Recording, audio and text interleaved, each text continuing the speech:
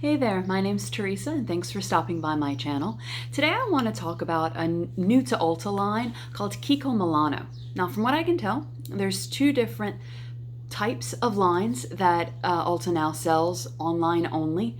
One is their regular Kiko Milano line, which does look pretty good and looks like it has a few dupes for Hourglass. I'm getting that sort of vibe from it. But what I want to be talking about today are a few products from their new Green Me line. Now this line is supposed to be derived from 93% raw natural materials and is a vegan line. When I looked and ordered these products a few weeks ago, there were only 5 products on the website, and now whenever I looked today to make sure the prices were the same, there seems to be a few more, so I definitely do want to check those out. But I'd like to talk about the 4 products that I did purchase a few weeks back. Now these products in this line range anywhere from $9 to $18, $18 being the most expensive, and that is the eyeshadow palette that I want to talk about.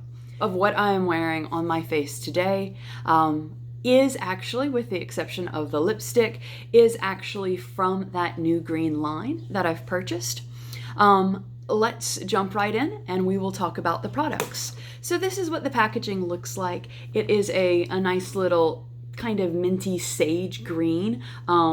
It does feel like a plastic, good, nice hard case. I think it will be great for traveling because it does feel like if you would drop it, it would not shatter into a million little pieces. Although I do have to say that these cases do give off serious Polly Pocket from the 90s vibes, just because they do feel slightly kiddish.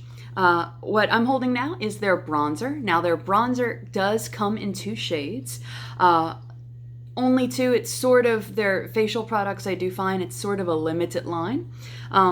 Which I guess is to be expected because it seems like it's their newer line. But I got the shade Sweet Honey, and this is what it looks like. It's a nice matte bronzer, which I am always on the lookout for a matte bronzer.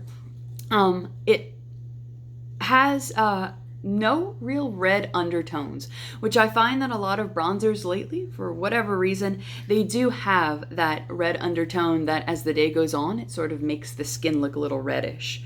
So, to swatch this, it's sort of powdery. As you can tell, the powder kind of fell off a bit, but it does go down to a nice bronze. My arm's really pale. I've been inside because it's a million degrees out.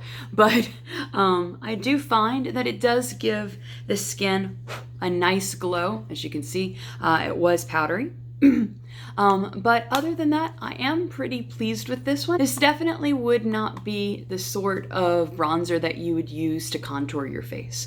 I don't think it's dark enough. I don't think that it would have enough of the shade range you would need for that. This would be something that you would just put on right after you're done your contouring, or in lieu of contouring, if you just want it to give yourself a nice bronzed look. Now the next thing in this cute packaging is also their eyeshadow palette. They only have one eyeshadow palette currently, and it's called the Cool Spice palette. And it is what I'm wearing on the eyes. It is an extremely, extremely natural eyeshadow look. I did the other day really go into it, and I was able to build this up, but today I felt like I'd wear it for what it was, just a natural palette. I think this palette would be a fantastic choice if you work in a conservative work environment that you can't have, those bright, dramatic eye looks. Although those eye looks are fantastic in some work environments, you cannot have that. I did find the eyeshadow pods on the smallish side whenever I actually opened it. That disappointed me slightly, but this is only $18. Oh, I forgot to say the bronzer is $16. So only $18. I do find that these apply extremely well. They blend quite nicely. The only one I've had an issue with as far as fallout is this gold, which is sort of a shame because I think it's the most beautiful color in this whole palette. But If you're going to use this gold, I would just recommend that you put it on before the rest of your face. The only one that I find really does nothing is this middle pink one. This is kind of like rose goldy. It's beautiful in the pan.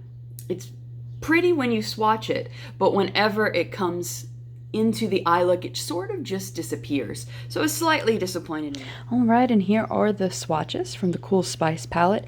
The only one that really does not swatch well on me at all is this one right here, but it's the one closest to my palm, but I usually use that one just to set my eye. The one that has the most disappointing swatch is the silver one right here. But actually, that one, whenever it's put on the eye, I usually apply it with a finger.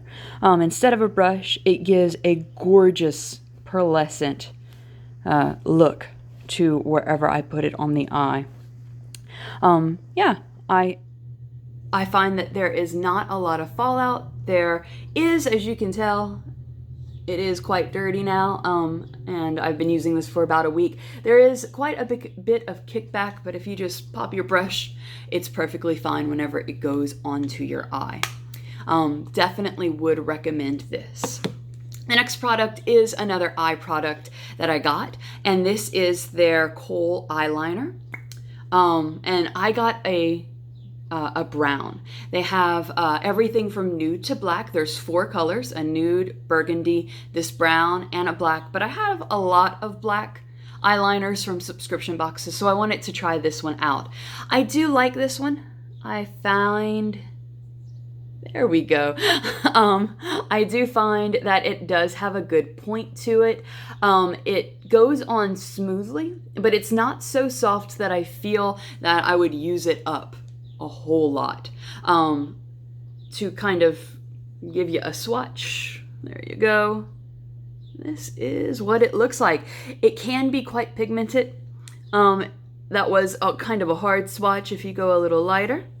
Still fairly pigmented. I find that because it's a Kohl pencil, it doesn't bleed into any lines, and it does hold really well. And I do find that especially whenever I use false eyelashes, this is really good for tight lining my upper lid.